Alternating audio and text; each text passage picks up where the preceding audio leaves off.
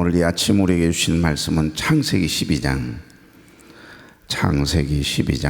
4절에서 9절, 우리가 세 번에 걸쳐서 이 본문을 보고 있습니다. 창세기 12장 4절에서 9절. 이에 아브라함이 여호와의 말씀을 따라갔고 롯도 그와 함께 갔으며 아브라함이 하란을 떠날 때에 75세였더라. 아브라함이 그의 아내 사레와 조카 롯과 모든 소유와 얻은 사람들을 이끌고 가나안 땅으로 가려고 떠나서 마침내 가나안 땅에 들어갔더라. 아브라함이 그 땅을 지나 세겜 땅 모래 상수리 나무에 이르니 그때에 가나안 사람이 그 땅에 거주하였더라. 여호와께서 아브라함에게 나타나 이르시되 내가 이 땅을 내 자손에게 주리라 하신지라. 자기에게 나타나신 여호와께 그가 그곳에서 제단을 쌓고 거기서 베델 동쪽 산으로 옮겨 장막을 치니 서쪽은 베델이요 동쪽은 아이라. 그가 그곳에서 여호와께 제단을 쌓고 여호와의 이름을 부르더니 점점 남방으로 옮겨갔더라. 아멘. 자, 오늘 인사 나누죠. 좋은 아침입니다. 네, 참 좋은 아침이네요. 이 아침 첫 시간 하나님께 드리기 위해서 걸어간 발걸음을 되신 여러분, 또 가정에서 유튜브를 통해 함께 예배에 참여하고 계신 여러분, 주의 이름으로 축복합니다. 하나님께서 아브라함을 찾아오셔서 우리가 계속해서 묵상했던 것처럼 세 가지의 명령과 더불어서 세 가지의 약속, 축복을 약속하시는 내용이 특별히 창세기 12장입니다. 저는 창세기 66권 중에 이 창세기 12장은 굉장히 중요한 장이다. 구속사적인 하나님의 경륜에 따라 하나님이 많고 많은 사람들 중에 아브라함을 선택하시거든요. 선택하시는 기준이 참 독특하시잖아요. 우리는 그래도 아이를 잘 낳을 수 있는, 그리고 스펙도 있고 다른 사람들에게 자랑할 만한 것이 있는 좋은 어떤 가문이나 스펙이 있는 사람을 선택하려 하겠지만 하나님의 기준은 다르다는 겁니다. 여러분, 우상을 만들어서 파는 아버지의 밑에서 자란 아이가 바로 아브라함이거든요. 그리고 그 집안에 좋지 않은 흐름이 있어요. 일찍 세상을 떠나는 흐름도 하나 있고 아이를 못 낳는 흐름도 있고 또 불임 부부잖아요. 이렇게 허물과 인간적으로 보면 드러낼 만한, 자랑할 만한 것이 아무것도 없는 그 가문 중에 특별히 아브라함을 선택하셨다. 그리고 전혀 불가능한 상황에 있는 이 아브라함의 불임 부부에게 명령하시고 순종하면 내가 너희들에게 이것 줄 거야, 이렇게 축복할 거야 라고 말씀하시는 내용이 나오거든요. 이건 곧 지금 이 시대에 힘들고 어렵게 살아가는 저와 여러분에게도 드러낼 만한 대단한 것이 없는 죄와 허물투성인 저와 여러분에게도 소망이 되는 말씀이기 때문에 창세기 12장은 굉장히 중요한 장이고 너무너무 귀한 울림이 있습니다. 그래서 또 묵상하고 묵상해도 깊은 은혜가 있지요. 여기 보면 절대 순종, 절대 믿음에 대한 말씀이 고스란히 그려져 있습니다. 순종하면 얻게 될 축복에 대한 말씀인데 1절을 보시면 하나님의 명령이 나와 있어요. 세 가지의 명령. 그리고 2절과 3절을 보면 그 명령에 따라 순종하면 얻게 되어질 하나님의 약속, 축복에 대한 말씀이 나오거든요. 첫째가 뭐죠? 2절 보십시오. 내가 너로 큰 민족을 이루게 하겠다. 둘째, 내 이름을 창대하게 하겠다. 셋째, 내가 너로 복의 통로가 되게 하겠다. 그 복이 자손들에게 흘러서 가게 하겠다. 이 말은 곧 씨를 주시겠다라고 하는 약속이거든요. 지금 아브라함에게는 자손이 있습니까, 없습니까? 75세가 되도록 아이가 없어요. 아이를 못 낳는 가정입니다. 이미 태문이 닫혔고요, 생기는 끊겼고 인간적인 방법으로는 불가능합니다. 불임 부부예요. 여기 3절 보실래요? 너를 축복하는 자에게는 내가 복을 내리고 너를 저주하는 자에게는 내가 저주하리니 땅의 모든 족속이 너로 말미암아 복을 얻을 것이라. 무슨 말이죠? 한마디로 쉽게 설명하자면 하나님께서 울타리가 되어주시겠다, 그런 뜻입니다. 우리가 자녀들을 위해서 사랑하는 남편과 아내와 부모 형제들을 위해, 내가 사랑하는 품고 있는 그 영혼들을 위해, 내게 맡겨주신 아이들을 위해 우리 공동체, 우리 기관, 그러니까 남선교회, 여전도회, 안수집사회, 권사회, 당회할 것 없이 내가 속해 있는 그 회원들 한 가정을 놓고 기도해야 되는 거죠. 적어도 회장이라면, 적어도 부회장님이라면 그렇게 회원들을 놓고 기도하는 거예요. 이게 울타리 치는 겁니다. 우리 자녀들을 놓고 늘 울타리 쳐친다라고 하는 거, 나를 위해 기도해 주는 부모가 있다라고 하는 것을 아는 자녀들은요, 조그마한 어려움이 있어도 엄마 기도해 줘. 지는 지 믿음으로 구원받는 건데 그래도 기도해 달라고 이야기하는 게 또 이쁘고 고맙잖아요. 그러니까 기도는 울타리를 치는 것과 같은 것입니다. 오늘 여기 말씀에 너를 축복하는 자에게 내가 복을 내리겠다, 너를 저주하는 자 내 가만 안 둔다, 이 말은 여러분 하나님이 나와 함께 하시겠다는 이야기예요. 그래서 엄마와 아빠와 걸어가는 아이들은요, 날마다 형한테 쥐어박히고 말이죠, 얻어 터지던 아이도 엄마 손잡고 아빠 손잡고 함께 딱 걸어가면 그러면서 발로 막 차잖아요, 형아를. 그렇죠. 왜 그래? 나 엄마가 있다 이 말이에요. 내 아빠가 든든한 백그라운드가 있다는 거예요. 울타리가 되어주고 있다는 거죠. 그래서 이렇게 당당한 거예요. 그렇습니다, 여러분. 그런데 여러분, 하나님께서, 전능하신 하나님께서, 못하실 것이 없으신 엘샤다이, 우리 하나님께서 나를 지켜 보호해 주시겠다고 약속하는데 얼마나 큰 은혜고 복입니까? 이게 임마누엘 축복입니다. 하나님이 함께 해주시는 은혜, 이 은혜가 여러분의 복 되길 바랍니다. 여기 39장 2절 3절 말씀에 보면 첫 번째 족장이 누구예요? 아브라함이에요. 두 번째 족장, 아브라함의 아들, 100세 때 얻은 아들 이삭이 첫 번째 아들이에요. 제가 계속해서 반복해서 말씀드리는데 창세기는 큰 틀에서 두 부분으로 나뉘어진다. 1장부터 11장까지는 인류의 일반 역사, 그래서 네 가지의 사건을 중심으로 기록되어 있었잖아요. 12장부터 50장까지는 네 족장들의 이야기예요. 그래서 마지막 요셉이 죽으면 창세기는 끝나는 겁니다. 전 장례 예배를 드릴 때마다 항상 요셉의 아버지 야곱을 장례식하는 그 장례식에 대한 말씀을 발인 예배 때 꼭 하고요. 특별히 요셉이 아버지 야곱을 입관하고 난 다음에 본문을 반복적으로 꼭 장례식 때는 말씀하며, 여러분은 반복적으로 듣지만 부모님, 형제, 혈육이 세상을 떠나가 예배를 드리는 그분들은 처음이거든요. 그분들을 위한 예배이기 때문에 반복하는 겁니다. 여러분, 특별히 첫 번째 족장은 아브라함이라면 두 번째 족장은 아직 이 땅에 태어나지도 않았습니다. 지금 이 본문에서는 이삭입니다. 그 다음 세 번째 족장 야곱입니다. 네 번째 족장 유다일 것 같은데 요셉을 이야기하고 있습니다. 요셉에 관한 이야기가 이 창세기에는 정말 많습니다. 요셉은 곧 누구죠? 사실 이스라엘이라고 하는 나라입니다. 나라. 아버지 이름이 야곱이고 그 야곱의 이름을 다시는 그 꾀를 부리는, 남을 속이는 그런 생활에서 좀 벗어나라. 그러면서 하나님이 새롭게 지어주신 이름이 이스라엘이거든요. 다시는 야곱이라고 부르지 말고 이스라엘이라고 해라. 그래서 이스라엘 민족이 된 겁니다. 그러니까 사실은 이 요셉을 형들의 미움을 받아서 애굽으로 팔려 가도록 이렇게 하시는 것은 구속사적인 하나님의 경륜이 있는 거예요. 430년 동안 200만 명이라고 하는 큰 민족을 이루어서 하나님을 예배하는 공동체, 이스라엘이라고 하는 공동체를 만드시기 위해서 애굽을 파송한 거예요, 먼저. 그러니까 애굽을 통해서 이스라엘 민족이 고센 땅에 430년 동안 지나는 동안 200만 명이 되는 겁니다. 그러니까 이건 철저하게 요셉이 사실 어찌 보면 예수 그리스도의 예표라고 할 만큼 아주 중요한 인물이거든요. 자, 요셉에 대한 이야기를 창세기 39장에 가면 2절 3절에 이렇게 이야기해요. 여호와께서 요셉과 함께 하심으로 그가 형통한 자가 되어 그의 주인 애굽 사람의 집에 있으니, 3절 그의 주인이 보디발 장군 이야기예요. 그의 주인이 여호와께서 그와 함께 하시고 또 여호와께서 그의 범사에 형통하게 하심을 보았더라. 아멘. 여기 문자적으로 여호와께서, 하나님께서 요셉과 함께 계셨다라고 하는 뜻이잖아요. 그러니까 이것은 단순한 동행을 이야기하는 게 아닙니다. 늘 그냥 곁에 있는 정도가 아니에요.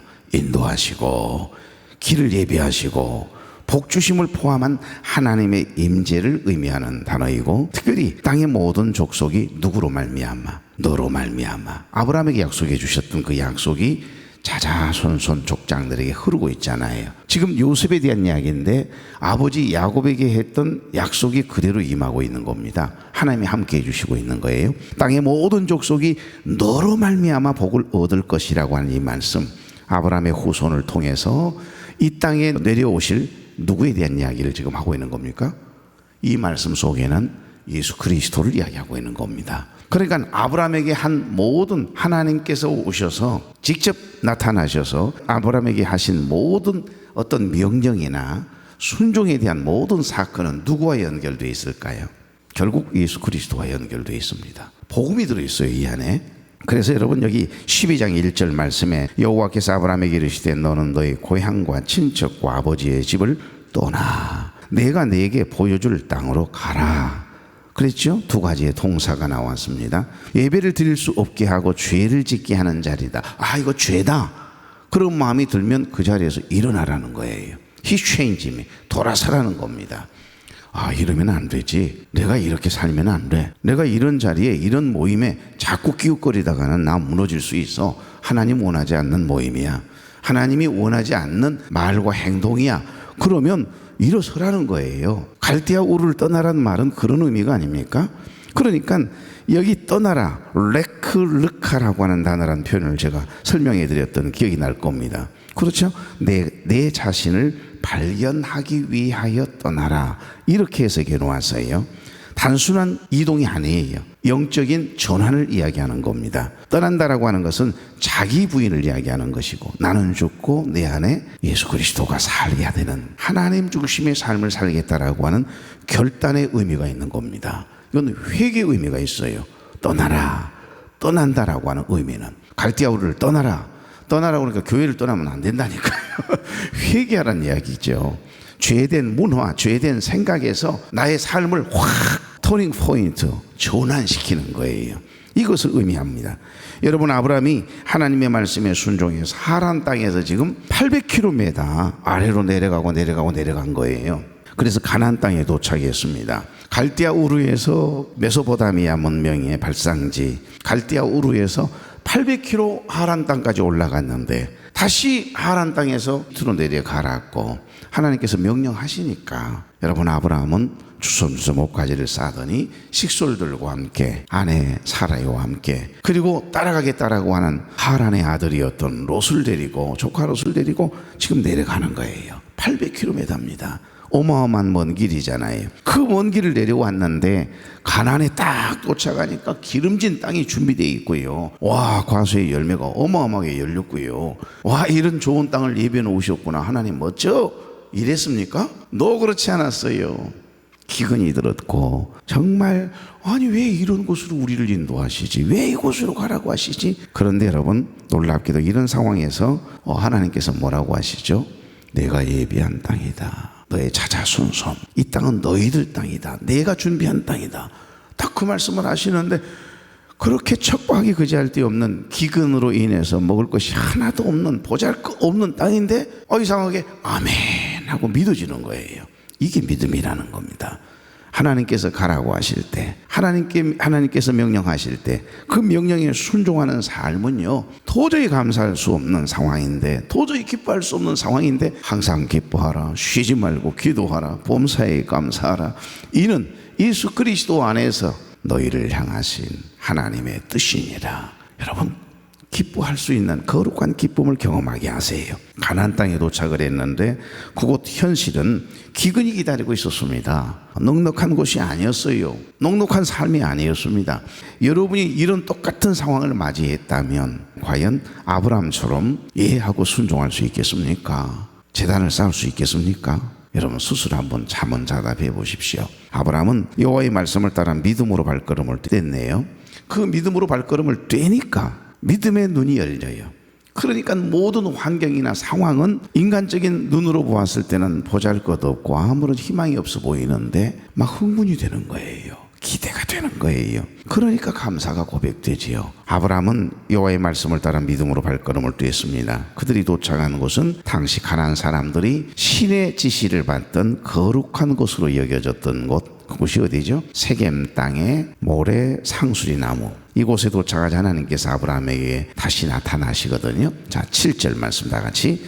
여호와께서 아브라함에게 나타나 이르시되 내가 이 땅을 내 손에게 주리라 하신지라. 자기에게 나타나신 여호와께 그가 그곳에서 뭐 했다고요? 제단을 쌓고. 아멘. 8절. 거기서 베델 동쪽 산으로 옮겨 장막을 치니 서쪽은 베델이요 동쪽은 아이라. 그가 그곳에서 여호와께 제단을 쌓고 여호와의 이름을 부르더니. 아멘. 7절에 여호와께서 아브라함에게 나타나셨다라고 하는 이 표현은 하나님의 임재의 특별한 계시를 이야기하는 겁니다. 그리고 하나님의 구속사적인 계획이 이제 아브라함을 통해서, 아브라함의 자손을 통해서 본격적으로 시작될 것임을 보여주고 있는 그런 말씀이기도 하지요. 그래서 종교개혁자 이 존 칼빈은요, 이 장면을 하나님이 자기 자신을 인간의 눈높이까지 낮추어 보이신 사건이다, 이렇게 해석을 해놓았습니다. 아브라함아, 아브라함아, 예 하나님, 내가 이 땅을 내 자손에게 주리라 그러거든요. 돌아보아도 뭐 부러울 만한 대단한 땅 아니거든요. 그런데 그렇게 행복할 수가 없는 거예요. 이 땅 우리 자손에게 주시겠다. 그 약속이 언제 이루어지죠? 430년 동안 종노릇하던 이스라엘 백성들이 출애굽을 해가 40년 훈련 다 받은 후에 요단강을 건너서 가나안 땅에 들어오잖아요. 여호수아를 통해서, 모세를 통해 인도함을 받고 여호수아를 통해 가나안 땅에 들어와 진짜 그 주인이 되지 않습니까? 여러분, 이 땅은 이미 하나님께서 아브라함과 그의 후손들에게 주시려고 준비해 놓으신 약속의 땅이라는 겁니다. 이 약속을 아브라함 때 이미 하셨어요. 그 아브라함을 통해서 한 약속을 그대로 믿고 그 자손들이 그 믿음을 가지고 가나안 땅까지 온 것이고요. 여러분, 아브라함은 이 약속을 받자마자 뭐 했다고 이야기합니까? 제단을 쌓습니다. 아브라함이 제단을 쌓는 것은 장차 예수 그리스도의 십자가의 사건과 다 연결되어 있습니다. 이제 다음 주일 예배 시간에 모리아산에 아들 이삭을 바치라고 하는 번제 사건에 대한 말씀을 함께 나누려고 묵상하고 있습니다만은, 아브라함과 이 번제, 그러니까 갈보리 언덕과 모리아산에 있었던 번제로 드리라고 하는 그 명령에 따라 아들 이삭을 바쳐야만 하는 그 아버지 아브라함의 마음과 하나밖에 없는 아들 예수 그리스도를 갈보리 언덕에 인간의 죄 때문에 인간을 꼬나시기 위해 번제물로 십자가 위에 죽게 해야만 하는 하나님 아버지의 그 타들어가는 마음, 그 가슴이 찢어지는 그 아픔을 고스란히 이렇게 연결시켜 놓았어요. 모리아 사건에 번제물로 드려진 이 이삭, 아들, 하나밖에 없는 아들이잖아요. 100세 뛰어든 귀한 아들 아닙니까? 근데 그 귀한 아들을 번제물로 바치래요. 번제라고 하는 제사는요, 하나도 남김없이 제단을 쌓고 피를 제단 사면에 뿌리고 그대로 제단 올려내놓고 각을 다 떠서 완전히 다 태워서 드리는, 연기로 드리는 제사예요. 하나도 남겨서는 안 돼요. 온전히 드려야 됩니다. 이것이 십자가에 피 흘려 죽으신 예수 그리스도의 예표거든요. 그러니까 아브라함의 모든 사건, 아브라함의 삶의 일거수일투족은요, 다 예수 그리스도의 예표입니다. 십자가의 사건과 관련되어 있습니다. 그래서 특별히 기도의 제단을 쌓고 말씀의 제단을 쌓고 하나님을 예배하고 여호와의 이름을 부르며 찬양하는 아브라함에게 주신 이 씨의 약속은 결국 그 씨가 누구를 지금 향하고 있다는 이야기죠? 그 자손 중에 이 땅에 태어날 예수 그리스도를 이야기하는 겁니다. 여기 갈라디아 3장 16절은 이렇게 말씀하세요. 이 약속들은 아브라함과 그 자손에게 말씀하신 것인데 여럿을 가리켜 자손들이라 하지 아니하고 오직 하나를 가리켜 내 자손이라 하셨으니 곧 그리스도라 그래요. 예수님을 이야기하는 거잖아요. 아들 이삭을 이야기하는 게 아니고 사실은 여기에 씨는 결국 예수 그리스도를 향하고 있는 겁니다. 아브라함이 보지도 못했던 그 씨가 우리 죄를 대신 지고 십자가에서 죽으심으로 하나님의 약속을 그대로 이루신 거예요. 그래서 하나님께서 그를 부르신 이유는 단지 그를 축복하기 위함이라기보다는 그의 후손을 통해서 온 세상을 구원하실 메시아를 보내기 위함임을, 하나님의 구속사적인 경륜과 계획이 이미 하나님과 아브라함 사이에 오고 가는 대화 속에, 명령과 약속 속에 들어있다는 거죠. 그래서 예수님은 친히 자신의 몸과 피를 번제물로 드렸고 단번에 영원한 속죄를 이루신 사건을 바로 십자가의 사건을 통해서 경험하게 되는 겁니다. 그 결과 예수를 믿는 자는 누구든지 아브라함의 영적 후손이 되었고 하나님의 자녀가 되는 특별한 권세를 입게 된 줄로 믿습니다. 그러니까 하나님의 부르심에 순종하여 길을 떠난 이 아브라함은 아직 땅도 없고요, 자손도 없거든요. 그런데 하나님께서 나타나셔서 내가 이 땅을 내 자손에게 주리라 약속하자마자 아브라함은요, 믿음으로 아멘 하고 받거든요. 그러니까 길을 떠날 수 있는 겁니다. 가자. 그리고는 그냥 바로 가나안 땅으로 내려가거든요. 그가 그곳에서 도착하자마자 여기가 내가 약속한 땅이다라고 이야기하자마자 장막을 짓기도 전에 먼저 제단을 쌓아요. 그리고 여호와의 이름을 부르더니 하나님 앞에 예배를 드린 겁니다. 여기 서쪽은 베델, 동쪽은 아이라라고 하는 구절이 나오지요. 여기 베델은 하나님의 집이라고 하는 뜻이라는 거 너무 잘 알고, 아이라고 하는 곳, 이 지명의 의미는 폐허, 무너짐이거든요. 그러니까 아브라함은 지금 하나님의 집과 폐허 사이에 장막을 치고 그곳에서 하나님을 지금 예배하고 있는 겁니다. 지금 우리들의 삶이 꼭 이와 같아요. 항상 하나님의 나라와 세상 사이에서 나는 항상 이게 긴장 가운데 살아가잖아요. 온전히 하나님이 원하시는, 하나님이 찾으시는 그 한 사람, 그 예배자 되기 위해서 폐허가 되어져 버리고 무너져가는 유혹이 많은 이 세상 속에서 하나님의 나라를 이루어 보겠다고 믿음으로 살아보려고 애를 쓰고 있는 딱 중간지대, 이곳에 뭘 쌓았다고요? 제단을 쌓고 하나님의 이름을 부르더니, 할렐루야. 여러분, 오늘도 여러분은 제단을 쌓고 여호와의 이름을 부르게 될 것입니다. 어떤 상황 속에서든지 세상 속에 너무 육적인 생각에 육체의 법을 따라 살려고 하지 마시고 하나님의 법, 성령의 법을 따라 살아가려고 애를 쓰미 있는 사도 바울처럼 오라 나는 곤고한 자로다. 여러분, 죄성을 가진 육체를 가졌기 때문에 늘 두려움이 있습니다. 불안함이 있습니다. 어제 저녁까지만 해도 그렇게 행복한 마음으로 잠을 잤는데 아침에 일어나자마자 느닷없이 치고 들어오는 생각 하나가 나로 하여금 막 염려하게 만들고 불안하게 만들고 막 그러잖아요. 순간 염려와 근심을 탁 붙잡는 순간 나는 오늘 아침부터 불안해함으로 시작을 할 수밖에 없는 거지요. 그 마음 하나가 얼마나 중요한지 몰라요. 그러니까 오늘 여기 서쪽은 베델, 동쪽은 아이라, 이 짧은 단어 안에 이 세상과 하나님이 원하시는 하나님의 통치가 미치는 하나님의 나라, 여러분의 삶의 현장이, 여러분의 가정이, 여러분의 삶의 일터가, 아니요, 우리의 마음 중심이 하나님의 통치가 미치는 하나님의 나라 되길 바랍니다. 그래서 이렇게 폐허와 무너짐 속에서 끊임없이 템테이션, 나를 유혹하는 수많은 유혹들이 몰려오는 이 세상 속에서도 흔들림 없이 하나님 앞에 제단을 쌓고 여호와의 이름을 부르는 그런 아브라함의 정신을 회복하면서 당당하게 나아가면 하나님께서 큰 은혜로 채우실 줄로 믿습니다. 그래서 스펄전 목사님은 이 구절을 성도는 하나님의 집을 바라보면서도 폐허의 무너짐의 유혹을 경계하며 살아야 한다, 이렇게 해서 그래 놓았습니다.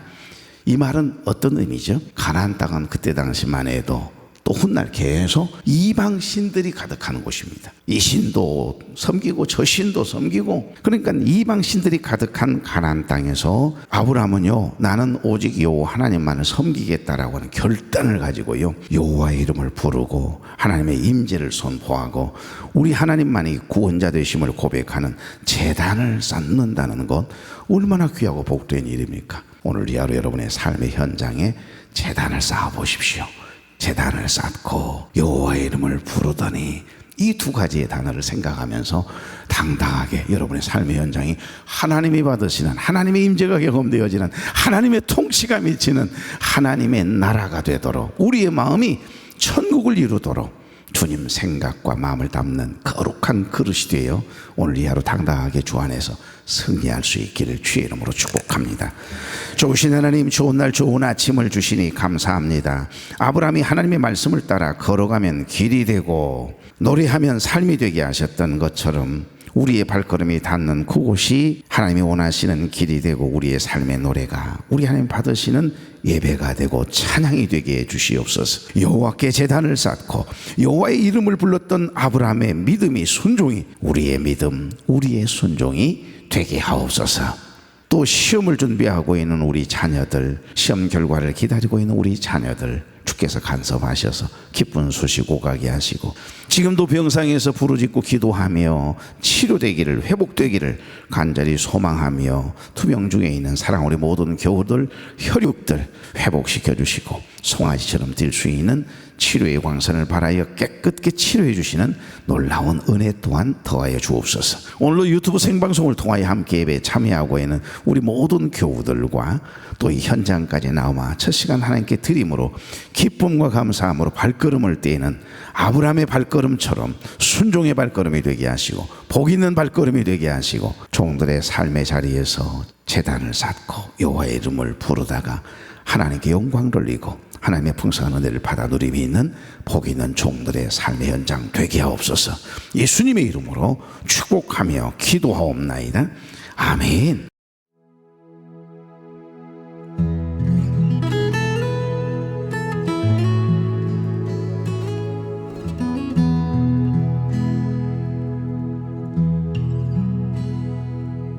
내가 너를 얼마나 사랑하는지 너는 아느냐. 내가 너를 얼마나 좋아하는지 너는 아느냐.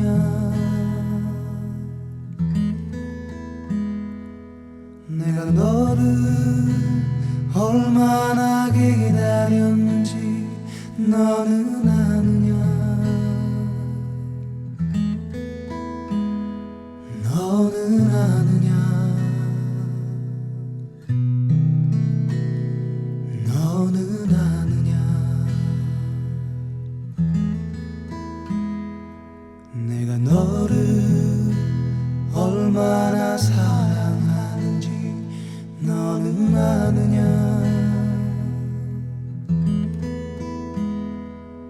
내가 너를 얼마나 좋아하는지 너는 아느냐.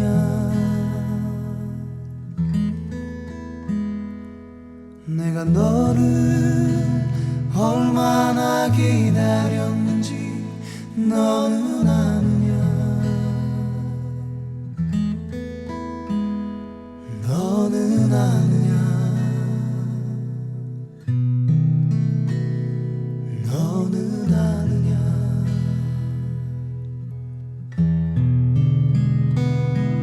내가 너를 살리려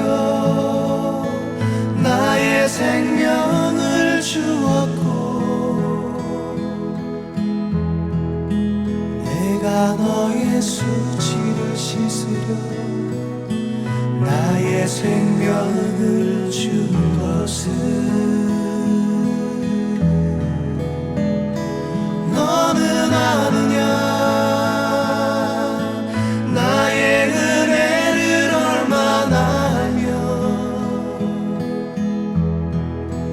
내 사랑의 노래를 너는 아느냐.